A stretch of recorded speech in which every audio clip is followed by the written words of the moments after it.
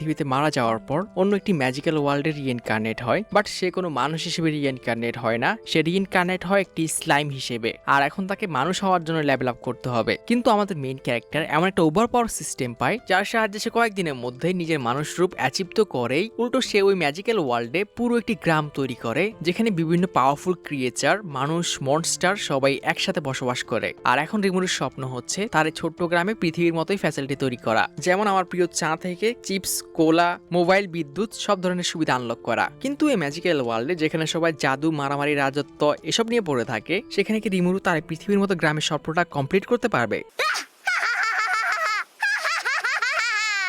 তো গল্পটি শুরু হয় টোকিও সাতুরু নামে একটি ছেলেকে দেখিয়ে, যে তার বন্ধু আর তার গার্লফ্রেন্ডের সাথে বাইরে ঘুরতে এসেছে। কিন্তু হঠাৎ একটি ছেলে এসে ওর বন্ধুকে স্ট্যাব করার ট্রাই করে, আর সাতুরু এখানে তার বন্ধুকে সরিয়ে ওর জায়গায় চলে আসে। ছেলেটি ওকে স্ট্যাব করে ওখান থেকে পালিয়ে যায়। সাতুরুর অঝরে ব্লাড বের হচ্ছে, বাট তখন একটু অদ্ভুত বিষয় ঘটে। সাতুরু বলে তার অনেক ব্লাড বের হচ্ছে আর এটা অসম্ভব যন্ত্রণা দিচ্ছে। তখনই তার মাথার মধ্যে একটি আওয়াজ আসে, এখন থেকে তোমার আর কোনো ব্যথা হবে না, এমন একটি শরীর তৈরি করা হয়েছে যার মধ্যে কোনো ব্যথা থাকবে না আর কোনো রক্তের প্রয়োজন হবে না। সাতুরু ভাবে আজকে কি ওর শেষ দিন কিনা, তার শরীর অনেক ঠান্ডা লাগছে। তখনই আবারও আওয়াজ আসে, শরীরের মধ্যে কোল্ড রেজিস্ট্যান্ট অ্যাড করে দেওয়া হয়েছে, তোমার এখন আর ঠান্ডা লাগবে না, আর এই দুইটা মিলিয়ে তোমাকে এখন এমন শরীর দেওয়া হবে যার মধ্যে কেউ অ্যাটাক করতে পারবে না। সাতুরু ভাবে এটা হয়তো মৃত্যুর আগে সবাই শোনে, অ্যান্ড সে তার বন্ধুকে ডাকে আর তাকে ওর কম্পিউটারের হার্ড ড্রাইভটাকে পানিতে ফেলে দিতে বলে, আমাকে প্রমিস করো তুমি ওটা দেখবে না। অ্যান্ড ওর বন্ধুও বুঝতে পারে সে কি মিন করেছে, আর সে প্রমিস করে সে ওর ফোল্ডার দেখবে না। আর সাতুরু চিরকালের মতো ঘুমানোর আগে তার লাস্ট উইশটা ভাবে,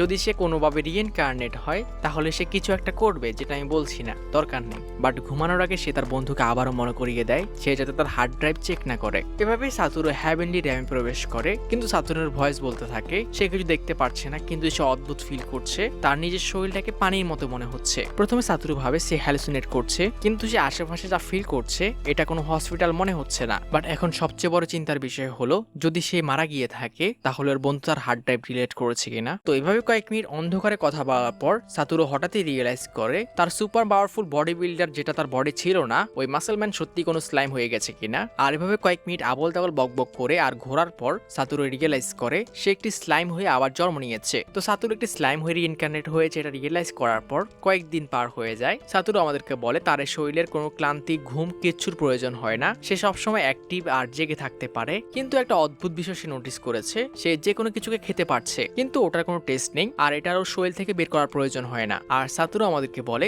তো তোমরা ভাবছো যে যেহেতু আমার খাবারের প্রয়োজন নেই তো আমি এই পাতাগুলো কেন খাচ্ছি, কারণ এই ছোট্ট গুহার মধ্যে আমি অনেক বোর ফিল করছি, আর অদ্ভুত বিষয় আমার এত খাওয়ার পরে ওয়াশরুম যেতে হয় না। তখনই আবারও সে তার মাথার মধ্যে আওয়াজটি শুনতে পায়, যেটা এই প্রশ্নের উত্তর দেয়। এর কারণ হচ্ছে এটা আপনার একটা ইউনিক স্কিল, আপনি যা চান যত চান এটা আপনার পেটের মধ্যে স্টোর করতে পারবেন। এন্ড সাতুরু যখন জিজ্ঞেস করে কিন্তু এগুলোর পেটের মধ্যে স্টোর করা দরকার কি, ওর মাথার ওই ভয়েসটা উত্তর দেয়, আপনি আপনার পেটের মধ্যে যেটাই স্টোর করবেন ওটার উপর আপনি নিজের মতো করে রিসার্চ করতে পারবেন, আর ওই জিনিসটার যে স্কিল আছে ওগুলোকে অ্যাবজর্ব করতে পারবেন, কিন্তু আপনার পেটের মধ্যে কোনো কিছুই আপনাকে কোনোভাবে হার্ম করতে পারবে না। এন্ড সাতুরু বুঝতে পারে এটা কত ওভার পাওয়ার একটা স্কিল, যে সে যে কোনো কিছুকে খেতে পারবে, আর যে জিনিসটা ওর পেটের মধ্যে ঢুকবে ওটা যাই হোক না কেন ওটার সম্পর্কে সে সবকিছু জানতে পারবে, এন্ড ওটার যে ইউনিক স্কিল আছে ওটাকে অ্যাকোয়ার করতে পারবে। এন্ড যখন সাতুরু এতক্ষণ ধরে যে সে পাতা খাচ্ছিল ওটাকে অ্যানালাইজ করতে বলে, আর অ্যানালাইসিস কমপ্লিট করে ওই সিস্টেম বলে এটা একটা মেডিসিনাল আর্ব, আর যেহেতু সাতুরু এটা খেয়েছে এখন সে তার শরীর থেকে হিলিং পোশন বের করতে পারবে। এন্ড সাতুরু যখন জিজ্ঞেস করে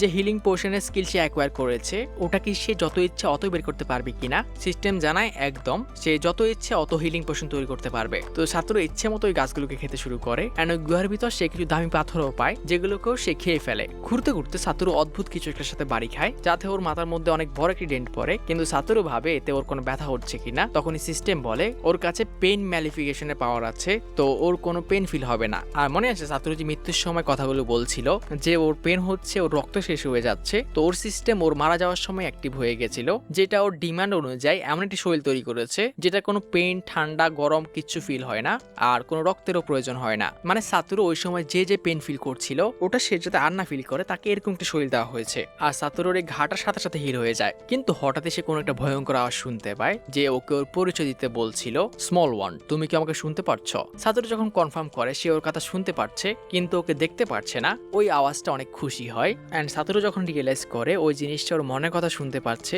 সে অনেক খুশি হয়, কারণ সাতোরু এখন অব্দি দেখতে বা কথা বলতে পারে না। অ্যান্ড সাতোরু আর ওই ভয়েসটা একে অপরের সাথে নিজেদের স্টোরি শেয়ার করতে শুরু করে। সে পৃথিবীতে তার বন্ধুকে বাঁচাতে গিয়ে মারা যায়, আর এরপর সেই লিকুইডের মতো শরীরে আটকে পড়ে আছে। অ্যান্ড ভয়েসটি জানায় সে রিইনকার্নেট হয়েছে, যেটা এই দুনিয়ার মধ্যে কয়েকশো বছরের মধ্যে একবার